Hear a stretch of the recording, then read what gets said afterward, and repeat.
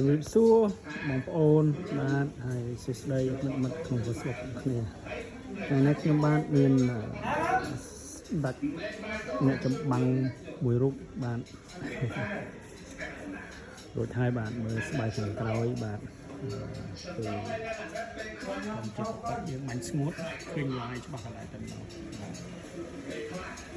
មួយសាច់ឈើមួយសាច់ហើយស្បែកខាងក្រោយក៏ធ្វើផលិតជូនដែរខាងក្រោយក៏ធ្វើផលិតជូនអស់បាទទីតុនរស់រវើកលំពេង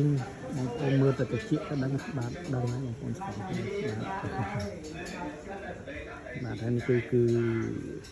ដុំការ៉ុតបាទយើងធ្វើម៉ូតការ៉ុតបាទការ៉ុតគឺឡាយស្អាត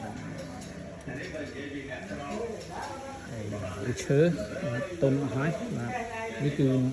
រឹសរបស់ការ៉ុតយើងតែម្ដងនេះបាទគឺស្ដាច់ចម្បាំងបាទឆ្លាតវៃរបស់យើងបាទគឺអ្នកចម្បាំងរបស់យើងគឺខ្សែបាទស្អាតមែនតើសាច់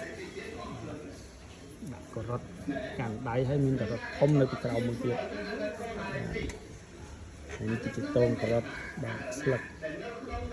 ចុះពោកមកក្របពីក្របដែរស្អាតឈើក្រាក់ឈើចាស់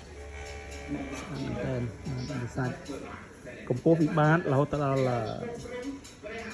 ក្បាលគឺកម្ពស់62បាទហើយចំណែកឯមុខកាត់គឺ30បាទ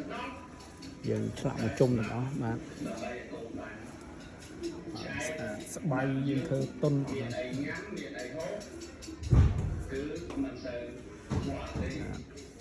អរគុណ